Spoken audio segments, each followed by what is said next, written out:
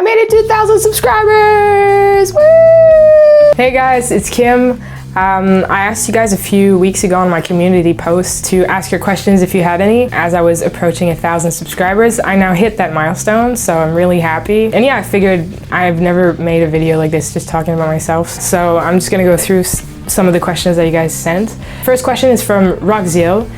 If you could assemble the band of your dreams, who would you include for the different parts of the band? Singer, guitar, bass, drums, lyricist, composer. That's a really good and interesting question. The first person, when I saw this question, that popped into my head was Hayley Williams, the singer from Paramore.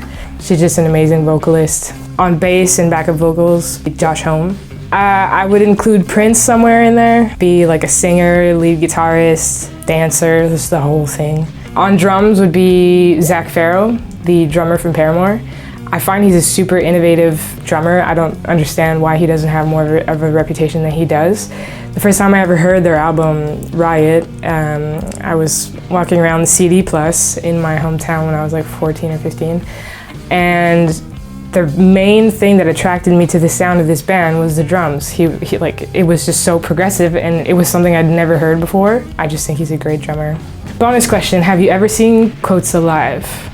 I have never seen Quotes alive, still to this day. It's still on my bucket list. Second question, I Need Weed Boys. Do you think there will be another successful band or bands in the future like the Olds? I hope there will be. That's an interesting question, because the thing about old bands, say like you're going back to like the 80s or the 70s, I mean, there was no opportunity for like smaller musicians. You either were like a huge, rich, famous musician, or you were like the broke-ass musician playing at a pub. And I think that today, there's never been a better time to be an artist or musician, because there's just much more opportunity for everyone to have a small piece of that pie, you know? So that probably dilutes the market. No one's gonna get that big again, I don't think. But that's kind of a loaded question, because there's things, like right now there's things happening like the whole Taylor Swift ticket price and Harry Styles ticket price. People have never paid as much money to go see shows live as they do today. Like, who is it that I wanted to go see the other day? It was a random band I didn't really know about, but they're not that big, like I'd never heard of them before. I go to check out the ticket price and it's like, the tickets were like 250 bucks.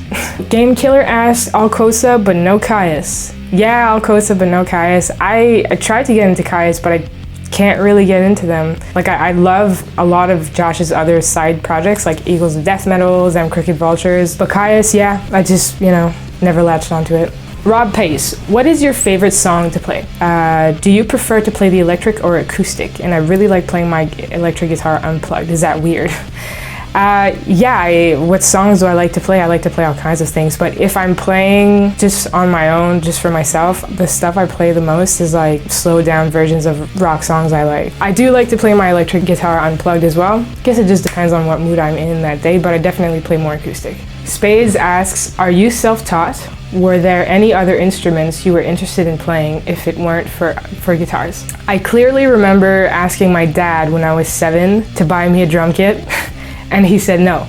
I had drumsticks when I was 7, plastic, neon, like glow-in-the-dark drumsticks. And I would just practice on my pillows in my bed when I was like 7 or 8 years old. So drums were my first like instinct of an instrument to play. And my parents were just like, no, you're not making that kind of noise. So I picked up the guitar when I was 9.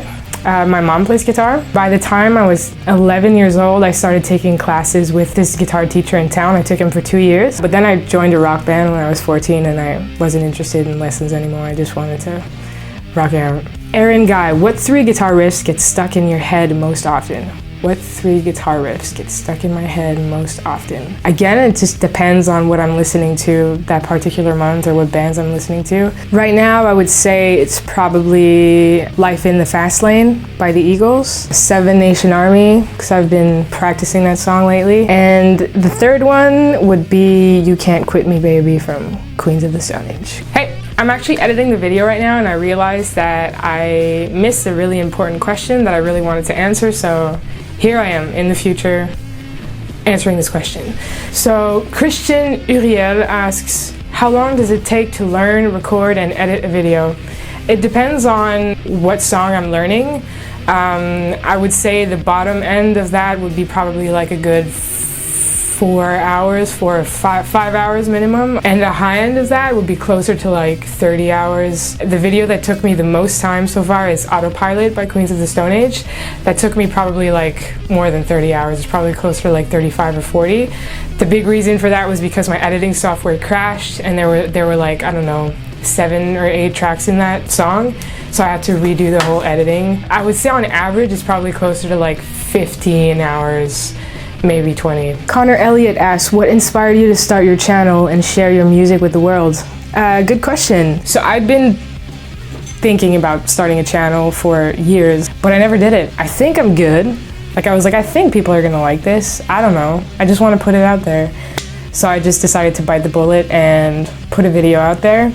It's super uncomfortable at first, but then you realize that a lot of people actually enjoy what you do, and that gives you a lot of fuel to continue, and I've just had good things come from this YouTube channel. Valentin Smith asks, do you want to proceed as a cover musician career, or are you collecting subs for your future original songs? Both ways are fine, just wondering.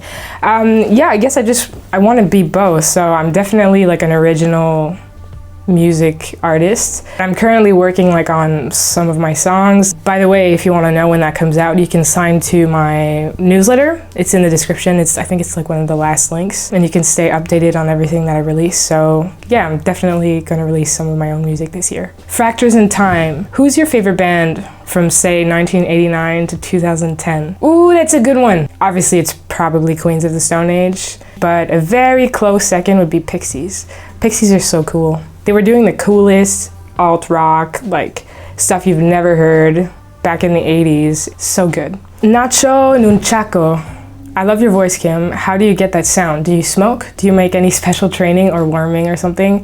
No, Nacho, I don't smoke. This is just my voice. I'm actually currently sick right now. I don't know if you can hear it. But yeah, the way I sing, it's always been that way. I used to be kind of self-conscious of it in high school because I had a difficulty controlling the like grit when I would sing higher notes. It would just always come out as like, had to take a couple voice lessons in high school to get better. I still think I need voice lessons today. Dante Escalante, why do you play guitar, and what are your influences? I play guitar just because it was basically one of the first hobbies that I had as a kid and that I really loved. Who inspires me? Well, I would say when I was really young, the first year I started playing, I was like 9. And when I was 10, Avril Lavigne became really big. And she's like she was a Canadian girl from Ontario like me. And I really loved her music. I really looked up to her. And as I got older, I discovered Joan Jett when I was like 18, and I just devoured her music. I thought she was the coolest like rock chick out there. I saw the movie The Runaways, and I'd never heard of who the Runaways were, and I learned about her, and I learned about who she was, how she had to create her own record label to even get her song I Love Rock and Roll out there, because she just kept on getting refused. Shirley Manson, the singer from Garbage, she's just an all-around super cool, super hilarious person who loves music, who loves other women in music, who wants to elevate other women in music as well. Dave Grohl is probably up there. I think he's a very cool person. I think like a lot of the influences that I have are obviously always very talented, very good at what they are, but they're very nice people. Ashboa asks, do you listen to French artists, and how about covering one? Do I listen to French artists? I do. My favorite French artist at the moment is called Daniel Bélanger. He's a Québécois artist that's been around since like the 90s. Also an artist that I got turned on to this year, I think in July I saw them play in Montreal, is called Lachance. I think he's only one guy with his own band, I'm not too sure, but they're super creative and it's super catchy. Mortimer199 asks, so can you share what genres of music do you listen to besides the stuff you cover on this channel? Yeah, so I listen, it might come as a surprise to you, but I listen to probably a good amount of like funky dance, pop music. I like all kinds of stuff. My top artists this year on my Spotify, I think it was like Adele, Louis Cole, and I can't remember who the last artist was, but I'll put it up here so you can see. Definitely not closed off to any other genres, and I do listen to all sorts of music. So that's it, guys. I hope you guys liked the video. Let me know if you like this style of video, me just talking to the camera. I've got things planned for 2023. Let me know what kind of videos you want to see on the channel going forward besides covers, if that's something that would be interesting to any of you guys. So happy New Year's, have a good day, and I'll see you in the next one. Bye guys.